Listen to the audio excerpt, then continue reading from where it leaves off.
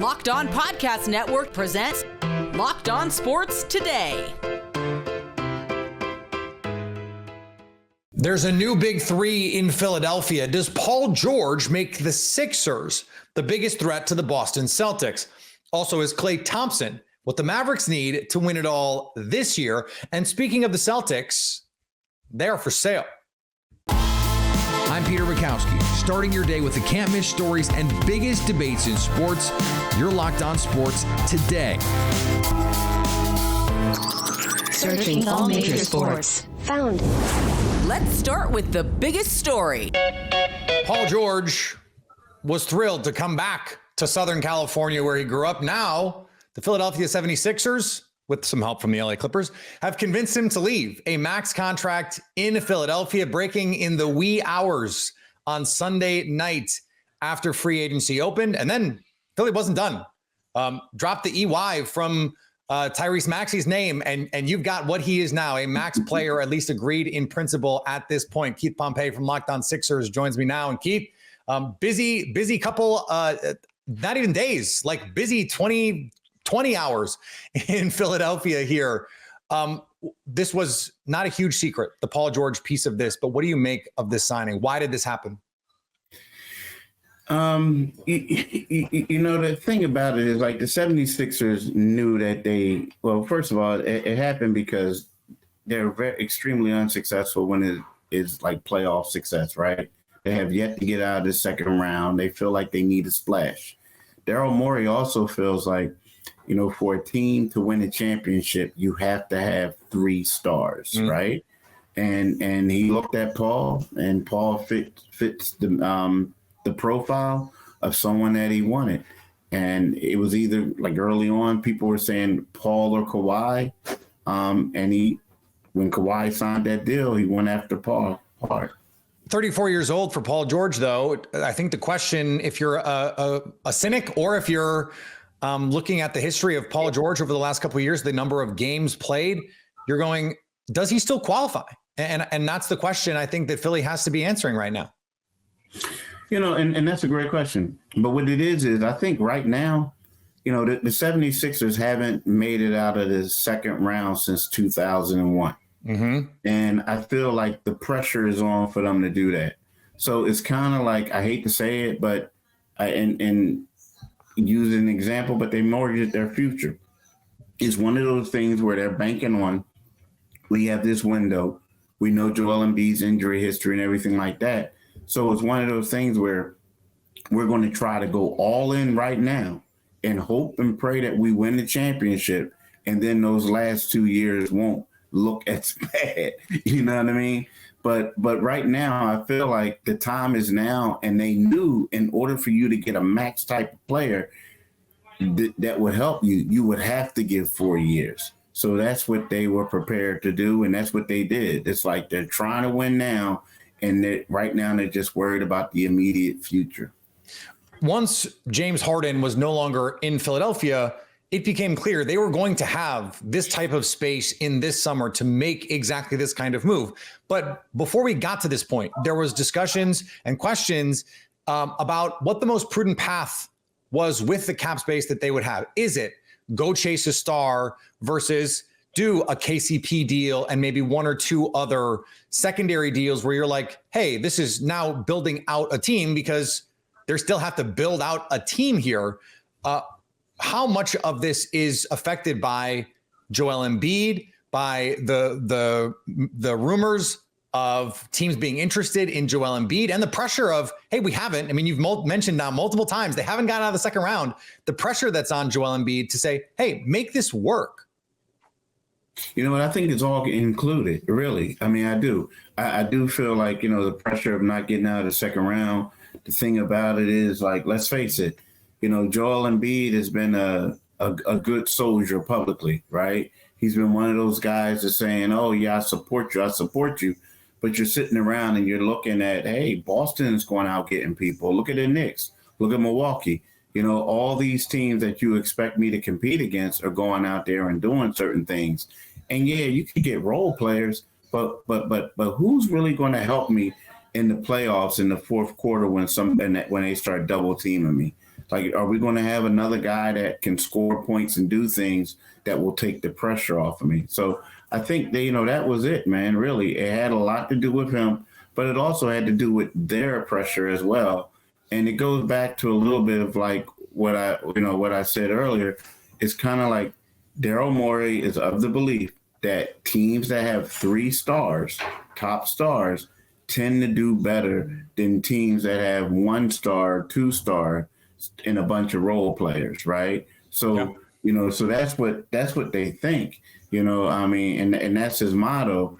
And he felt like, Paul George was outside of Tyrese Maxey, the top free agent out there, that he had to go get him. Quickly here, Keith, we aren't that far removed from the Sixers having James Harden, Joel Embiid, and Tyrese Maxey all on the same team. Now, we saw Tyrese Maxey last year elevate his game without James Harden, become the player that then earns this max contract. But how different do you think they are now, just from a 3-guy standpoint, with Paul George and Embiid and Maxey versus having Harden, Embiid and Maxey? This is, you could say, hey, they just tried this and it didn't work. Yeah, yes. But also I think that the thing about it is, like, Harden, when you first start playing with elite players, multiple elite players on a team. Well, I'm not talking about his OKC days, but when he went to Brooklyn, like when he was in Houston, he didn't do it. I feel like when you have Harden, he's such a ball dominant guy that it could stunt Maxey's growth a little bit as far as being a ball handler. I think that the fact that Paul George went to Oklahoma City and he had some success with Russ Westbrook, the fact that he went home and he went to, the Clippers, and of course they didn't win anything, but him and Kawhi had a pretty good pairing. I think that it's going to be different, and also when you look at Paul George's game, he does handle the ball, but at the same time, he is not like as much of a ball handler, dominant player as Harden was. So I feel like he'll be off the ball and then he'll come on from time to time. But I feel like he brings other things to the table in regards to defense, and he can make shots and things like that, to where it should work well. And I think it can benefit both of them. Stay up to date all year on the Philadelphia 76ers by subscribing to Locked On Sports Today and Locked On 76ers on your favorite podcast app and on YouTube. Thanks for making Locked On Sports Today your first listen. Coming up, does Klay Thompson have the Mavericks championship favorites in the West? Before we get to that, and they might have something to say about this, Isaiah Hartenstein is leaving the Big Apple for the Plains. I love sports. I love them so much, I never want them to stop. But as the playoffs come to a close on the ice and on the court, we got fewer games, and the sports aren't sportsing like I want them to. But FanDuel lets me keep the sports doing whatever I want, because I can open the app and dream up a bet anytime I'm in the mood. And this summer, FanDuel is hooking up all customers with a boost or a bonus daily. That's right, there's something for everyone every day all summer long. The Philadelphia Phillies are underdogs tonight. Sure, they have the best record in baseball, but FanDuel likes the Cubs at home. The Phillies, plus 108. The Cubs are also on a skid. I don't know. It seems like getting the best team in baseball on plus value sounds like a surefire bet, but we'll see. Head over to FanDuel.com/lockedon and start making the most out of your summer. FanDuel, official sports betting partner of Major League Baseball. If you're catching this episode after hearing your favorite Locked On show, make sure to subscribe to Locked On Sports Today on YouTube or wherever you get your podcasts so you never miss an episode. The Oklahoma City Thunder desperately needed to add some size in their front court this offseason. Enter free agent center Isaiah Hartenstein on a 3-year, $87 million deal with Oklahoma City. So when the Thunder sign Isaiah Hartenstein and the notification comes across, the saga is completed. That started on Sunday whenever there was reports right out of the gate that the Thunder had gone to Eugene, Oregon to try to land the New York center. And they left Eugene, Oregon without the reported deal A deal got worked out overnight in the morning, as Woj reported and Shams reported, that it's a 3-year, $87 million deal. This is the exclamation point on a perfect offseason. But let's talk about the Hartenstein piece first before we go big picture. So Hartenstein signs a 3-year deal, $87 million, and that sticker shock might be eye-popping to you. But you have to keep into perspective that this is a luxury Oklahoma City can afford. This deal has been reported that it's a 2-year deal with the third being a non-guarantee. I'd imagine it's 2+1 or something like that. We'll soon figure all that stuff out. But the reality is it's been made clear by the New York Post that the third year of this deal is seemingly easy to get off of, and it's a front-loaded contract. That is perfect. That's all you needed to hear. The Pistons signed Tobias Harris in a move that, well, some have hated, but our Locked On Piston host likes. I think this is a really good deal for the Detroit Pistons. I don't fully understand why there's some people upset about this deal. I've been very consistent in my thoughts about them going after Tobias. First of all, I've said for like months that you might as well just pencil in Tobias Harris coming to Detroit. I have heard for months, going all the way back to like November, that he wants to be in Detroit. He has ties to Detroit. He still comes back to Detroit. So this, I've been telling you guys for months to just pencil in his salary, whatever it is, coming back to the Pistons. Are the Houston Astros good again? They spoiled the Toronto Blue Jays Canada Day party. That's just rude. They weren't going to let off the gas pedal. And Eric, it's nice to start June 31st with the win. Why do I say that? Because let's continue to make this the month of June for Yordan Alvarez, because in June he hits home runs. So June 31st, maybe tomorrow can be June 32nd. Let's just extend June into September and maybe Yordan get to 40 home runs this year. Yeah, Hunter Brown had a dominant June, and he continued that into July. We'll talk about that in a little bit. And then Jeremy Pena did something he hasn't done in a while to help the Astros win. And Vladimir Guerrero Jr. was actually scratched before the game, and a lot of people were like, "Oh, he's being traded to the Houston Astros," but apparently he got hit by the pitch in the game before. So this was something where they probably wanted to play him, but to be cautious, they decided to go ahead and rest him. So I don't know if the Astros are going to go out and get Guerrero. We'll see. But the trade deadline, this is officially trade season with the SZN. So trade season. So definitely a lot on the plate. But we saw Dana Brown basically say by the end of July, he hopes to cut the lead in the division by half. The Astros have done that. They've actually cut it down by 2/3. It's down to 3 games. The Astros are 3 games behind the Mariners. The Mariners are not going to play a game today. So the Astros are doing really good right now. They're playing good baseball. That's why I put the title as "Oh Canada, the Astros are good again." After the NBA Finals, the Dallas Mavericks were looking for anyone to create some offense other than Kyrie Irving and Luka Doncic. They went out. They got Quentin Grimes in a trade, sending Tim Hardaway and a bunch of second-round picks out the door. And now reports are Klay Thompson headed to Texas, away from Golden State. That era is done. A new era in Dallas. Nick Angstad from Locked On Mavericks joins me now. And Nick, a pretty quick revamp of this roster here. What of this group? How does it change the way that they can play in 2024? Luka Doncic frequently drives the lane, throws one of the most incredible passes you've ever seen, behind his head, between the legs, through his elbow, with his elbow, doesn't matter, off one finger, 2 fingers, doesn't matter, throws a pass, lands in a wide open corner where there's a player standing there, and all of a sudden, you know this player is just thinking, "Oh my God, I cannot mess up this clip right now. I cannot mess this up." And that player is now going to become Klay Thompson, one of the greatest three-point shooters in NBA history. It is a problem the Mavericks have had to hit knockdown threes. Nobody respected Derrick Jones Jr.'s shot. PJ Washington's shot for a while in the playoffs this year. Other guys, Josh Green and others, were just getting wide open shots. And now one of those guys becomes Klay Thompson. It would have been great if Tim Hardaway Jr. had stepped into that role and had been that guy that could play. He was their third leading scorer throughout the regular season. He was sixth man of the year for a while in the regular season and doing a great job. And then all of a sudden trades happened. His role changed. He didn't really care for it. Then he ends up not being a factor at all in the playoffs, except for like 2 games where he made the record for the most made threes and for a Maverick in the NBA Finals, and then he wasn't a factor any other time. Yeah. But they get Klay Thompson to now fill that role. And this is in tandem with this trade for Quentin Grimes, who, by the way, is a 37% three-point shooter himself, can play defense. Are we expecting that these guys just slot right into the starting lineup? Like, how does this team look different? And you know, is this it?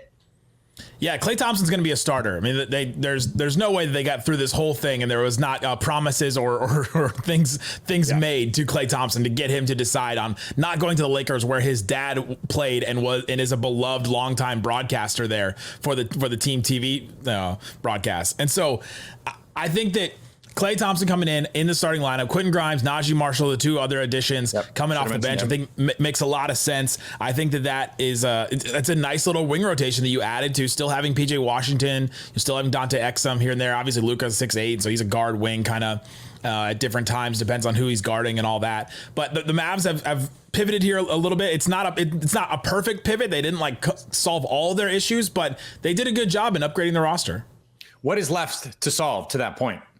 The Mavs, one of their big issues was they need a guy that can create his own shot. And I don't know that Klay Thompson is that guy to come in and create it, because all the complaining about Klay Thompson last year from Warriors fans, who are some of them happy to see him go, most of them now mad that the Warriors didn't offer him the same amount of money that the Mavs did, or that Klay took less money to go to the Mavs instead of staying with the Warriors, was that he would attempt a bunch of these I've got to create a shot for myself and I'm going to go up and get a bucket. And that's not necessarily who Klay Thompson is. He's running around screens. He's, catch and shoot. He's getting, open 3-point shots. And the Mavs create more of those than anybody else in the league. I mean, Luka himself just creates the most wide open threes. And so he's going to fit in this offense just fine doing that, even as he ages. He's going to be 35 in February. But they didn't get a guy that can handle the ball, that can create a little bit, because Luka and Kyrie, they miss games. And if Luka and Kyrie miss games, if Klay Thompson is your other offensive engine in this scheme, the Mavs are going to have to change what they do on offense in order to make that work for them, because they just didn't get that type of guy. How much of what they've done, you mentioned Najee Marshall as well, is a reaction to the team they just played, the team that now everyone in the NBA is chasing? We saw the Knicks trade for a wing. I mean, everyone is trying to find the Sixers, sign Paul George. Everyone is looking for these big wings and the versatile wings to match up with teams like Boston. Yeah, you need versatility, because now in the NBA, I've gone back and I've done some recent projects on the 2008 finals, or finals 10 or 15 years ago or so. And you start watching those and you go, they don't switch at all. They stick with their guys. They maybe help and recover and send a defender, but then stop. And then eventually the guy, now in the NBA, you have to switch all the time because everything's just so fast. You just cannot have a guy that, a lockdown defender has to be able to defend multiple different guys, because at any given point in a possession, he could be guarding 3 or 4 different positions in the same possession. And so that's why it's so important to have those kind of different guys. And another one of the problems the Mavericks had is they didn't have good point of attack defense. Derek Jones Jr., I think, did a very good job, but the Mavericks as a whole, they needed that elite type of guy, like a Derek White, like a Jaylen Brown, like a Drew Holiday. The Celtics had 3 of them on their team, and the Mavs didn't have one that could really match them. And so that's another issue the Mavs really didn't solve. Klay doesn't solve that anymore. He used to. He was an all defensive guy. Couple injuries and a couple years removed from that. But maybe Grimes steps up in that role. Maybe Najee Marshall steps up in that role. But the Mavs do have that hole still to try and figure out. Stay up to date all year on the Dallas Mavericks by subscribing to Locked On Sports Today and Locked On Mavericks on your favorite podcast app and on YouTube. Coming up, the Celtics are on the market. Boston Celtics are for sale. Locked On Celtics host John Corrales breaks down what this means for the champs. All right. The Celtics dropped a bomb on Monday by announcing that Wyc Grousbeck, the controlling family of the ownership group, quote, after considerable thought and internal discussion, has decided to sell the team for estate and family planning considerations. So the controlling family of the ownership group is the Grousbecks, Wyc, who we know, and his father, Irv, who we never see because he's 90. He turns 90 this month. And so let's start. First of all, initial reaction when you heard this, what? Yeah. So my very first, if people follow me on Twitter, they might have seen that I John Corrales, not and I mean this, not 1 minute before this announcement came out, literally not 1 minute before this announcement came out, I was busy tweeting. I'm not someone who usually gives really wealthy people a lot of props, but this ownership group is kind of backing up what they said about spending on this team. And as I hit tweet, Adrian Wojnarowski tweeted, the Celtics are selling the team. So the Boston Basketball Partners are selling the team. So, yeah, that was my initial reaction. I guess, I think it's just kind of from like a bird's eye view, right? You look at how much they spent on this team, right? $360 million back in 2002 and what it's valued at now. And it's wild to see how teams have spiked in value. I think you can look at this somewhat cynically and see all of the money that Wick and the ownership group have approved for their free agents, and you can kind of chuckle a little bit at their decision to immediately sell the team. Be like, oh yeah, Jason, come on in. Yeah, have some money. Yeah. Derek, you want some money? Absolutely, my man. Yeah, here you go. Everyone. Oh, by the way, I'm out. Yeah. This is the all-time sell high. You win a title and go, hey, anybody want to come buy this championship team? Just as they signed Derek White to an extension, just as they give Jason Tatum the max a year after they give Jaylen Brown the max, they just extended Drew Holiday, right as all of the financial hardships that come in the new CBA with the second apron and all the tax bills that are going to come due on this team are about to start. That's when Boston decided to sell. They're not slick. We see what they did. They sold high, or they're trying to sell high. They want to cash out. And it's worth wondering how the impending expansion affects all of this. If two new teams come in, each individual franchise becomes just a little less valuable, because being one of 30 is different than being one of 32. The supply has gone up, albeit, marginally, slightly. But if the only team on the market right now is Boston, you better believe there's going to be interest. And finally, Kim Ang made history as the first female general manager in one of the 4 professional American sports when she became GM of the Miami Marlins. Now she's jumping into women's sports. She's been hired as a senior advisor for the Athletes Unlimited Softball League, which will launch in 2025. Ang said, we're in a moment here, and maybe it's not a moment. Maybe it's more of a movement. I just wanted to be a part of it. If you're catching this episode after hearing your favorite Locked On show, make sure to subscribe to Locked On Sports Today on YouTube or wherever you get your podcasts so you never miss an episode. Also, if you're a new subscriber to Lost, we're here for you with the biggest stories in sports every day. Coming up on the next Locked On Sports Today, what other big dominoes will fall in the NBA offseason? So at least until tomorrow, stay locked on sports today. Locked On Podcast Network presents Locked On Sports Today. For more episodes of Locked On Sports Today, go to our video on demand. Click on sports at the top of your screen. There, you'll find past episodes of Locked On Sports Today, plus other Locked On shows on demand.